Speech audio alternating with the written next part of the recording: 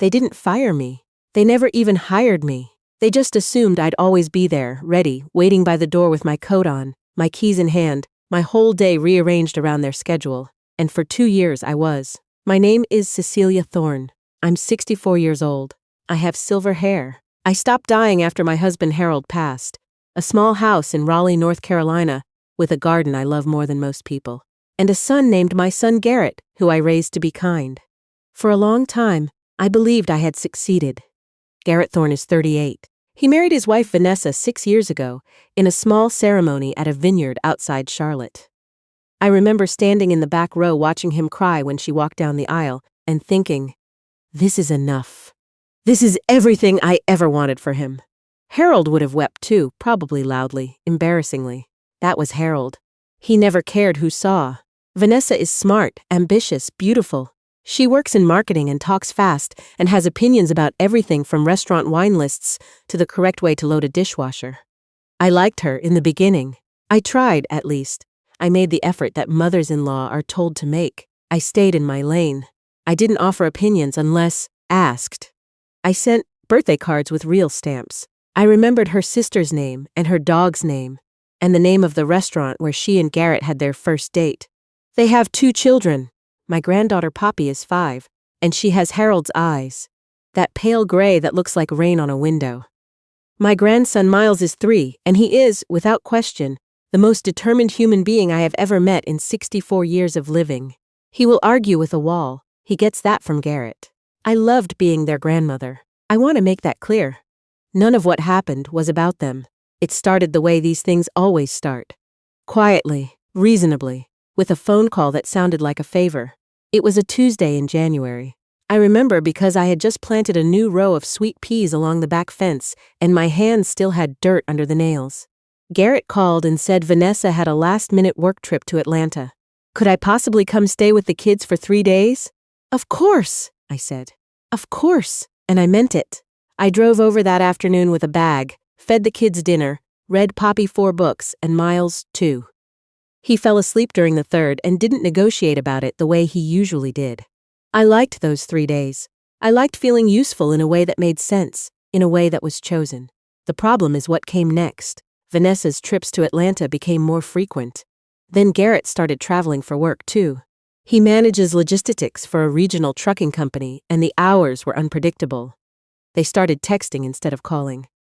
Mom, can you get Poppy from school tomorrow? Then, Mom, Miles has a doctor's appointment Wednesday at 2. Can you take him?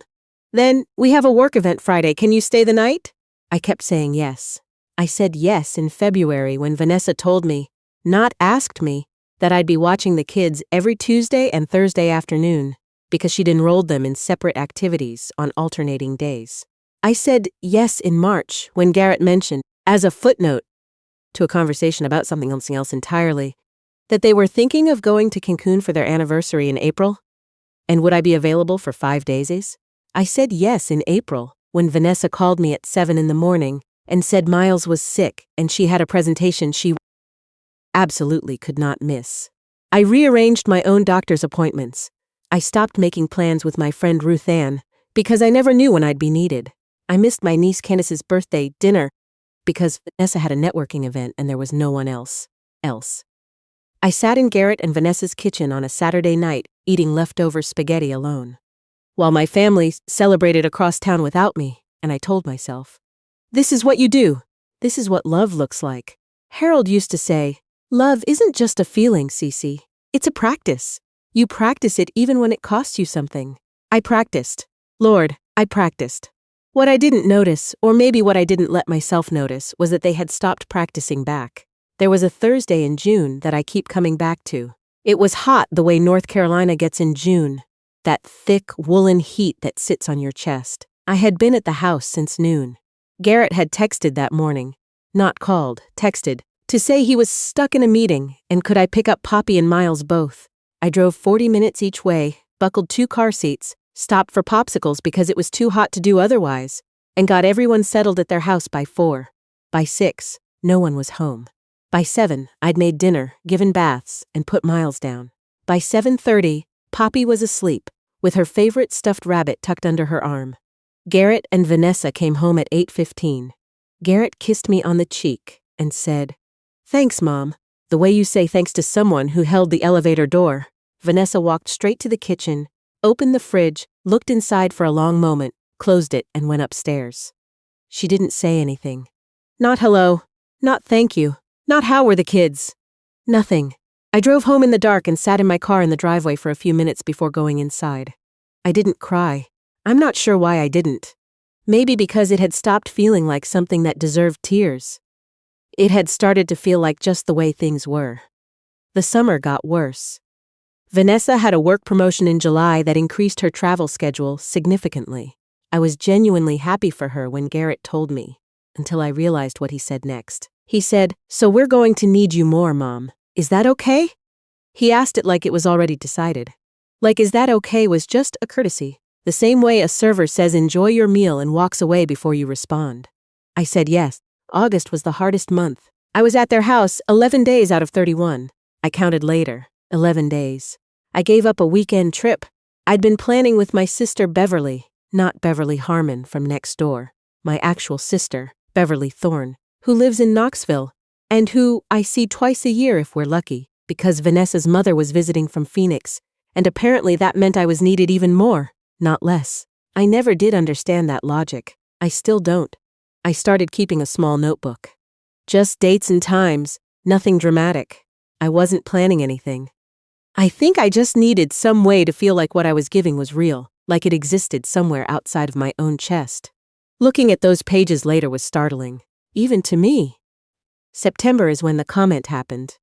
Vanessa and I were in the kitchen together, rare enough that I remember it clearly. She was on her laptop at the kitchen island. I was making the kids' lunch. Miles had just thrown a piece of cheese across the room with the conviction of someone making a political statement, and I was trying not to laugh. Vanessa looked up from her screen and said, without any particular emotion, "You know, my friend Rebecca uses a professional nanny service. They send the same person every time. Very consistent for the kids." I waited for her to finish the thought. She didn't. She went back to her laptop. I stood there holding a butter knife and a half-made sandwich, and I understood with a strange, cold clarity exactly what she had just said to me. She hadn't said it to hurt me. That was almost worse. She'd said it the way you mention a plumber you like. Informational. Practical. Like I was a service she was comparing to other services. I made the rest of the lunch. I didn't say anything. I went home that afternoon and sat in Harold's old chair by the window in the living room. The leather one he refused to get rid of even when the arm was splitting, and I talked to him the way I sometimes do. "I think I've become the help," I said. The chair didn't answer. It never does, but somehow just saying it out loud made something shift in me. I thought about Harold. We'd been married 31 years before the heart attack took him. He had a list, actually a written list, which was very Harold, of places he wanted us to go together. Number 7 on that list was Asheville. We live in North Carolina. Asheville was 2 hours away. We never went. We always said, next month. Next spring. When things slow down, things don't slow down. I know that now in a way I didn't then. I looked at Harold's chair and I thought, he would not recognize the woman sitting in it right now. I didn't do anything dramatic. I didn't make a big speech or call a family meeting or write anyone a letter. I just got up, went to my desk, opened my laptop, and looked up a bed and breakfast in Asheville. There was a place called the Blue Ridge Inn that had a porch overlooking the mountains, and a breakfast menu that included lavender scones. I'd been reading about it for 2 years, bookmarked on a browser tab I never closed. I reserved a room for 4 nights. I didn't tell Garrett. I didn't tell Vanessa. I told Ruth Ann, who said, "It's about time," with a firmness I needed to hear. The following Monday, I texted Garrett, "I'll be out of town this week. Have a good one." He called within 20 minutes. "Out of town? Where? When did this happen?" "I'm going to Asheville," I said. "I've been meaning to for a long time." A pause. "Mom, Vanessa has the Henderson pitch on Wednesday and I have Cincinnati on Thursday. We were going to." He stopped himself. "We kind of assumed you'd be available." There it was, that word. Assumed. "I know," I said. "I'm sorry it's short notice." I wasn't really, but I said it anyway. "Can you at least, Garrett?" I kept my voice even. I had practiced this in the car on the drive to Ruth Ann's the day before. "I'll be home Sunday. I'll have my phone if there's an actual emergency, but I need this trip." Another pause. Longer this time. Okay, he said finally. Okay, Mom. Have a good trip, I almost said. Are you sure? I almost started explaining, justifying, apologizing more thoroughly. I caught myself. I said, "Thank you, sweetheart," and I hung up. Ruth Ann drove me to the coffee shop the next morning to celebrate, even though I wasn't leaving until Thursday. She said celebration doesn't require waiting. I packed my bag Wednesday night. I packed light. 3 days of real clothes. One good sweater for the mountain evenings. Harold's old field guide to North Carolina wildflowers that I always meant to use and never did. I packed a journal. I hadn't written in a journal in years. I drove to Asheville on a Thursday morning with the windows down and the radio on, and something in my chest that I hadn't felt in a very long time. I think it was just me. Just Cecilia. Not Mom who's available. Not Grandma Cece with her car seats and her emergency snacks and her rearranged calendar. Just me, 64, in a car on a highway with mountains on the horizon and nowhere to be until Sunday. So the Blue Ridge Inn was exactly what the photos promised. The innkeeper, a woman named Harriet who had the energy of someone who has figured out what matters, showed me to a room with white curtains and a window seat and a view of trees going orange and gold in the early autumn light. I put my bag down. I sat on the bed. I looked out the window. I cried.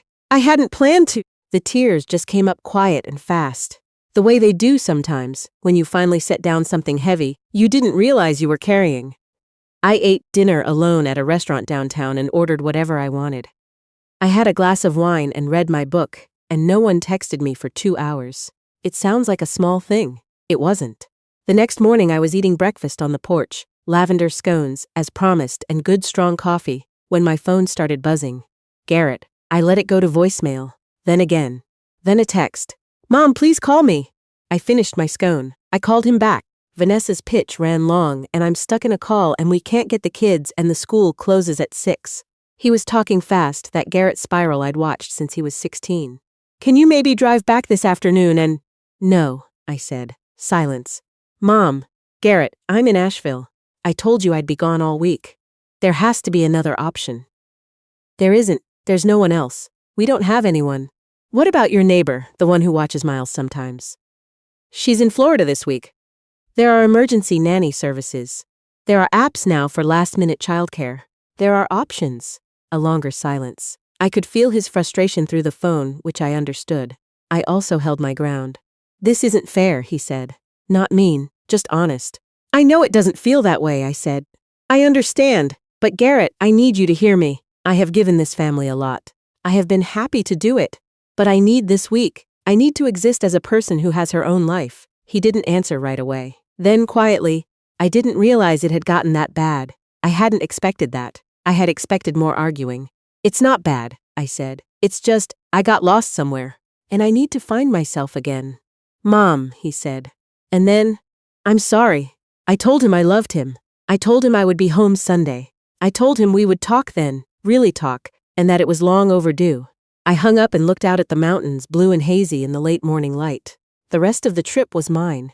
I hiked a trail, Harriet recommended, slowly with the wildflower guide in my bag, stopping every few minutes to look things up. I found a patch of cardinal flowers along a stream, and sat beside them for a long time thinking about nothing in particular. I visited a pottery studio. I ate at a different restaurant every night and didn't feel guilty about the prices. On Saturday morning, I wrote in my journal for the first time. Not a letter, not a list, just what I was thinking, what I had been carrying. How heavy it had gotten without my noticing. How strange and wonderful it felt to set it down, even briefly. I wrote about Harold. I wrote about the way he used to insist we do something for ourselves. His phrase, always slightly formal the way he got when he was serious. He believed that if you didn't tend to yourself, you couldn't tend to anyone else, and that this wasn't selfishness, it was math. He was right. He was almost always right, which was annoying and is, in retrospect, something I miss enormously. Sunday afternoon, I pulled into my driveway and sat for a moment before going in. My garden was fine. The sweet peas were still standing. The house was quiet, and it was mine. I had been home for about an hour when Garrett's car pulled up. He came alone. He'd asked Vanessa to stay with the kids, he told me, because he wanted to talk to me without distraction. He sat down across from me in the living room, in his own father's chair, which he does without thinking, same way Harold used to fold his hands. And he looked at me for a long moment before saying anything. "I've been thinking all week," he said. "Good," I said. "I didn't see it," he said. "I really didn't. I knew we leaned on you. I thought you were okay with it because you never said otherwise." "I should have said something sooner." "Maybe," he said. "But I also should have asked." We sat with that for a minute. "Vanessa talked to me too," he said. She's not a bad person, Mom. I know she's not." She grew up with her grandmother as her primary caregiver. It's what she knows. She didn't understand it was different for you." I thought about that. I thought about how much of the trouble between people comes from this. Someone assuming the world inside them is the same as the world inside someone else. "We're going to hire regular childcare," he said. "We should have done it already, and I'm going to be better." About checking in, about asking. I looked at my son, 38 years old, sitting in his father's chair with his father's folded hands, and I felt something in me go soft. "That's all I needed to hear," I said. He stayed for dinner. We ordered pizza and sat at my kitchen table and talked the way we used to talk, before everything got scheduled and transactional. He told me things about work I hadn't known. I told him about the cardinal flowers in the pottery studio. At some point, I went to the kitchen and came back with the field guide and showed him a photo of what I'd found by the stream. And he looked at it with genuine interest, the way he used to look at things when he was a boy, who believed everything was worth examining. I thought about Harold. I thought, he would have loved this evening. He would have talked over everyone, ordered too much pizza, said something unexpected about wildflowers that turned out to be a metaphor. I missed him. I miss him every day. But sitting there with my son, in my own house, having said the thing I should have said a year ago, I felt something I hadn't felt in a long time, that I was still living my life, not just serving someone else's. That distinction, it turns out, matters more than I can say. Garrett left around 9. He hugged me at the door the way he did when he was small. Both arms, no reservation. Before he got to his car, he turned around. "Mom, where's number 7 on that list you and Dad had?" I stopped. "How do you know about the list?" "Dad told me about it once. He said you were going to do every single one. He was very serious about it." I laughed. That surprised me. "Asheville," I said. "Number 7 was Asheville." Garrett smiled. "Good. That's a good one to cross off." He drove away. I stood on the porch in the cool September air and watched his taillights disappear around the corner. Then I went inside. I found Harold's list in the drawer where I'd kept it, folded in thirds, handwriting slightly cramped the way it always was when he was being thorough. I opened it. I read through all 17 items. Asheville, checked. I sat down at my desk and looked at number 8. Then I opened my laptop.